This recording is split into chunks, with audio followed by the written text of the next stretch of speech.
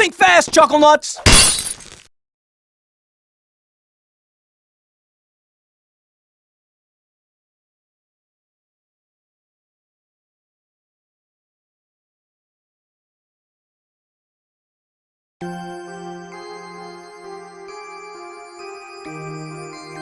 Hello everyone, Priscuda here.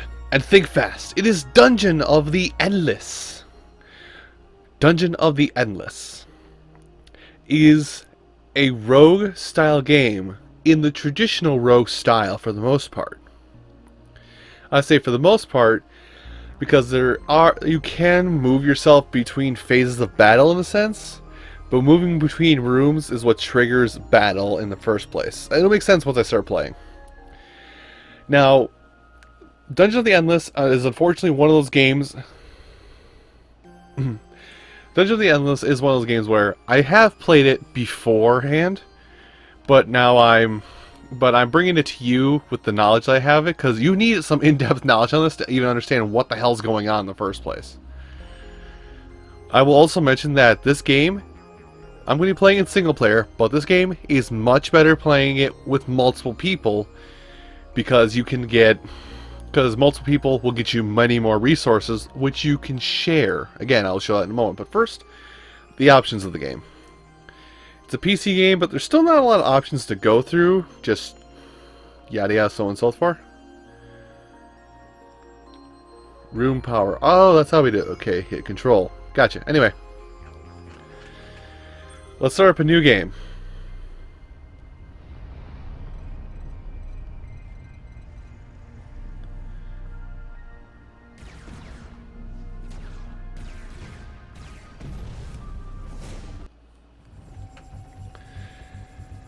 And you're launched into space. Now, I'm going to put the difficulty at 2 and easy, because I am bad at this game.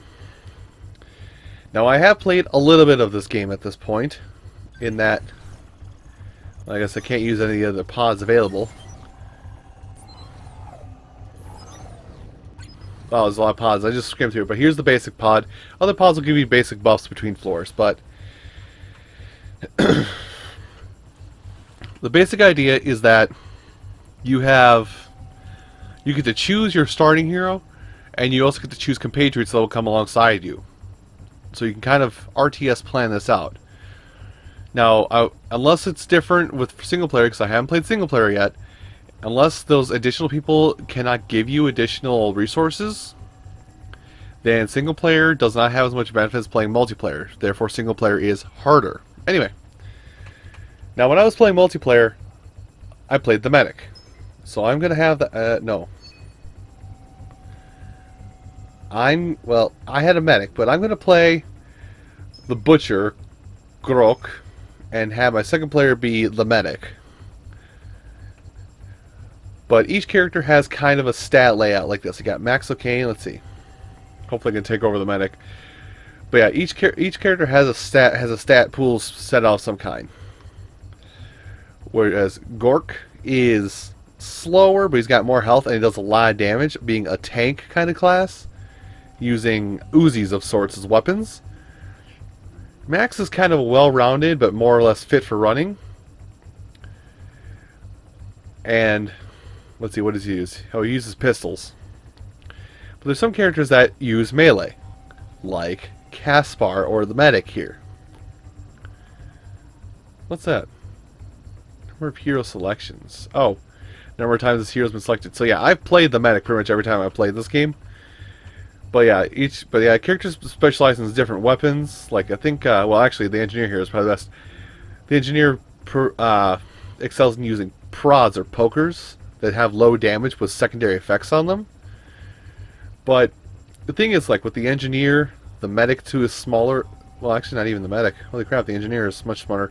But like this guy here, like the higher your wit, the better researches you can have while playing the game. All makes sense when I start playing. I'm gonna start playing.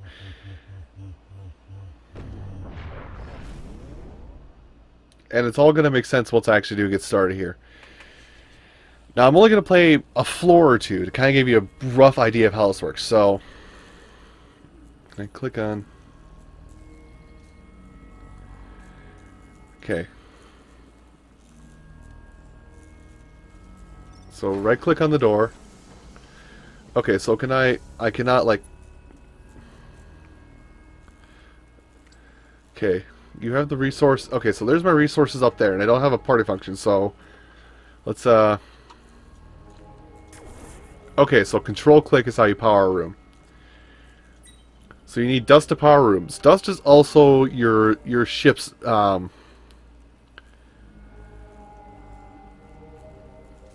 dust is also your ship's way of... I'm gonna get a food replicator here quick.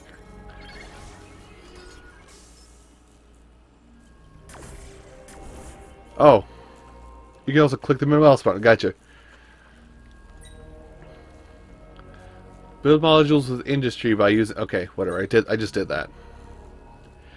So most of your movement is with the mouse here. But let's see. What's his ability? Polite people call it Berserker Rage. Now each character can also level up. Let's see. Passive skills. Alright. Now is there a way to select both of my heroes? I don't think so. Alright, let's have you open the door, have you get ready to run in. Oh, treasure. What'd I get? Let's see, so I got, let's see, added a 6... That is crap, it's a pistol. Can't use the pistol. Dang it. So yeah, a game like this is basically a game that's all about planning and whatnot. Now, I think I'm getting my first level up to the medic, because yes, I can actually get my first level up to him, because now I can regen health. Click this to regenerate health. He also gets a passive health regen skill a little bit later on. So yeah, you're going to be watching me kind of flip through this and kind of fumble through this. Is this a naturally powered room, or... Oh no, I just gathered dust when I walked in. Okay. Oop. Did I forget to build... I forgot to build a module. Well, seeing as I'm using some, let's actually get an industry module going here. Do I have enough to build... No, I do not have enough industry to build more stuff. I could build a prisoner prod, which is like a basic defensive mechanism, but I'm not going to worry about that right now until we get into the meat and potatoes of this. And rule of thumb, always go left. Sorry if I'm going too fast. I'm going to try and break it down, but... Okay, did I find some industry? No, but I did, but I found a dark room as well. Not enough to do things. Medic, come in here. And Gork, you're going to go forward without him. Now, the reason why I'm doing it like this... Tell me there's dust. Tell me there's dust. Oh, crap. This is going to be fun. So, science module. Shop, dust field. Oh, crap. I don't want any of these. So sorry. I'm like blitzing through this so quick because I'm so used to playing this. This research module, you can spend your science, which is that blue symbol up in the upper left, to basically spend some time researching something that will help you and benefit you in the coming time. I'm going to build a science module, by the way. But a science module, there is a timer on that kind of stuff, and this is where the traditional rogue elements come into play. Is the timers and everything. Is that basically whenever you use a skill, you're going to see a little door by it, or a cooldown, or a timer of some kind. That cooldown basically means how many more doors you have to open before it is available to you once again. Wait, can I level him up? I can level him up, I think. Sweet. Get him more damage. My voice is cracking really bad. Anyway. Now, here's the point in where the game gets hard. I'm actually going to take a moment and build a prisoner prod in this room just to be safe, because what happens as you're playing is any rooms that are not lit up by the dust you collect start spawning monsters. Now, I haven't learned the actual rules about this as of yet, but As I stand here, I have my medic in one dark room, so nothing can spawn while he's there. But Gork is going to move into another room here, and it might spawn monsters in the room I'm currently in. Now, I'm terrible with micromanagement, so that's why I say this game's better with multiplayer, because you can just kind of control your own dude. But if you need to quick glance everything, you can scroll mouse wheel out, so you can select different people and tell them to go places like this. So this is basically the bare bones version of your game, the very bare bones version. Anyway, go ahead and pop a door. If I was a customer, did anything spawn? Nothing spawned. All right. You will live in this room. Oh, I have science. I need the science to analyze that. So the only bad thing is that, as the game kind of said and as glanced over, is that you get 10. Every 10 dust you get will add one room you can power to your power grid. That being said, excuse me. With that being said, for every 10 dust you get, oop, no, you stay over here.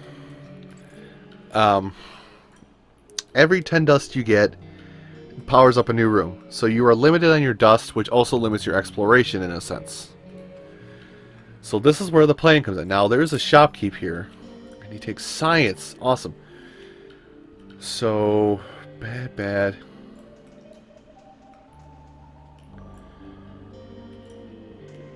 Okay. I've got 35 science. And I don't like what's in the shop. Let me switch over to Caspar here and actually... Well, actually... Yeah, let's screw it.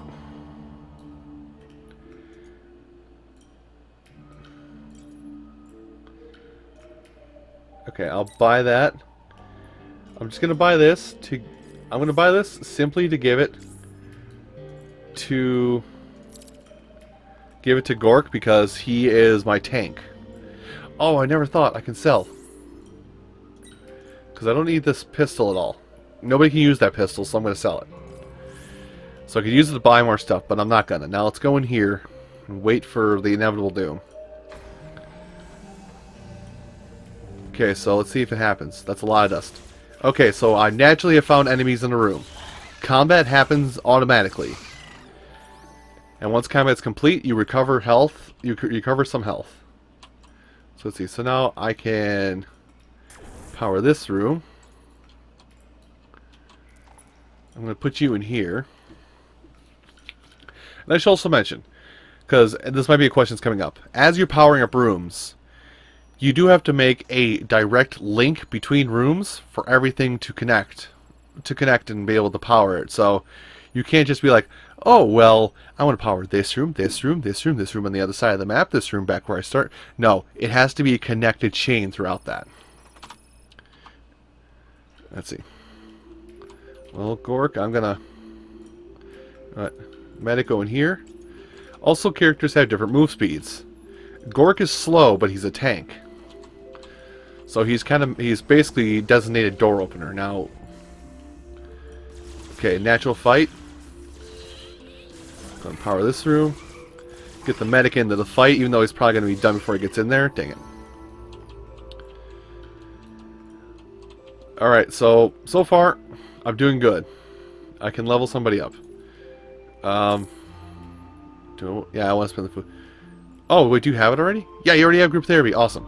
So let's switch over to you. You get something new for leveling up. Let's try it. +3 food for monsters. Okay, good. So he's a self-generating. He can personally generate some stuff. Anyway.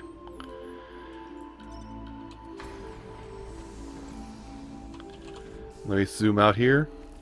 Okay, enemies to fight. Oh, dude spawned. Oh, they're coming after me. Okay. Now, the enemies that spawn will function different based on what enemy they look like. Like, I need to go have the medic go down here and take care of this crystal. Crystal-like enemies will focus on... Crystal-like enemies like this guy will focus on your core more than they'll focus. Crystal enemies that look like that will focus on attacking your core rather than focus. Excuse me. Focus on attacking your. What do I want to say? Let's get another food replicator running. But yeah, enemies that are crystal-like in shape will focus on attacking your core or your home crystal. This thing down here. They'll focus on attacking this, which is basically your home base. If this dies, you lose. That's it. That's why I mentioned the dust is your crystal's health. Anyway, go back to this room. Let's see. Now I have 34 science. Can I research? No, I need a little more science.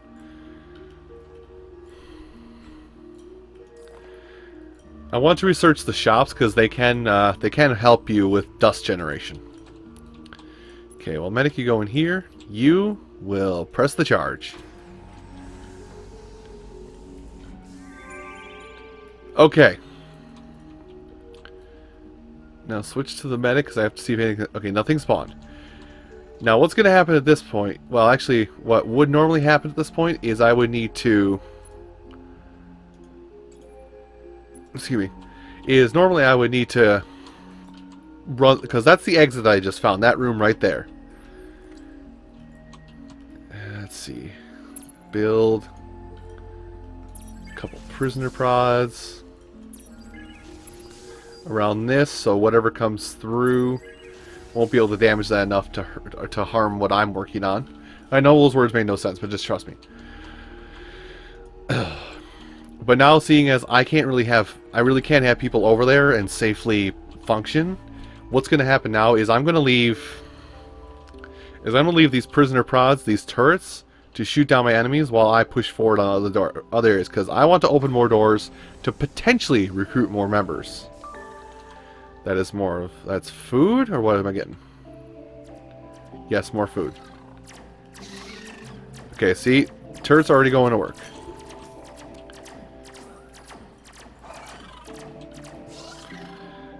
Now, man, there's still things coming, huh? Okay. So leveling up does not get you anything, so I'm going to hold off on leveling you up.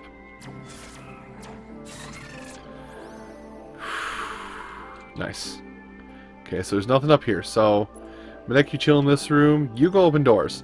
But you want to open as many doors as possible because resources, resources, resources.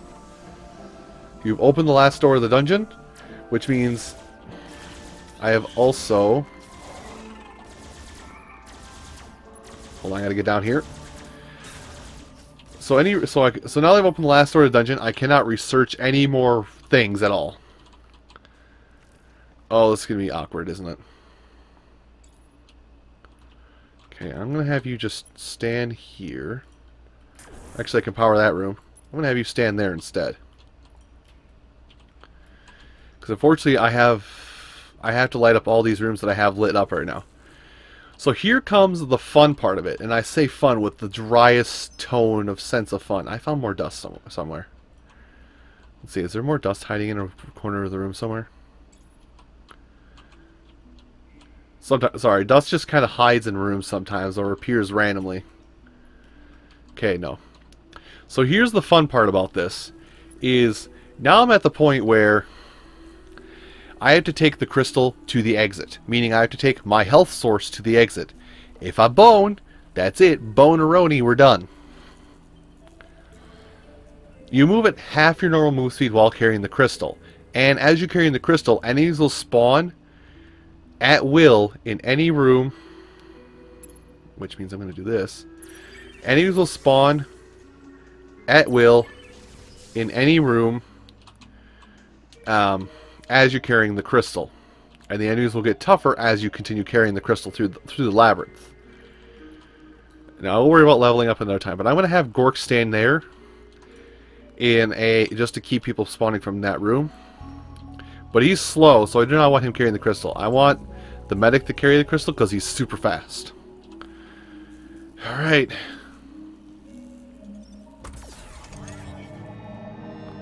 Okay, get out of here, just go.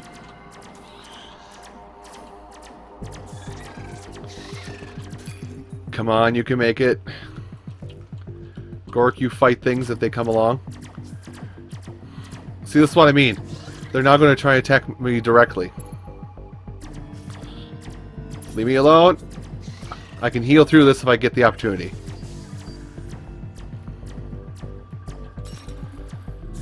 Oh boy. So this paramedic lets me heal up if I'm ever attacked while carrying this thing.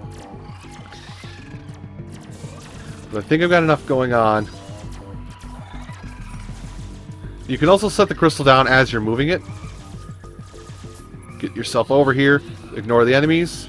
Wait for it, wait for it. We're gone. That's a super stressful part of that, and I hate it.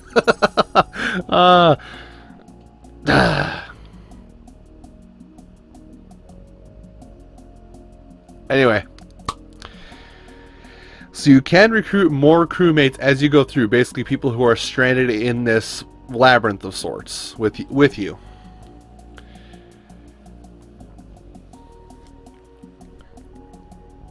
Yada yada, so on and so forth. Sorry, I lost my train of thought really fast. But that's what I mean by this game, is that it is a more traditional roguelike.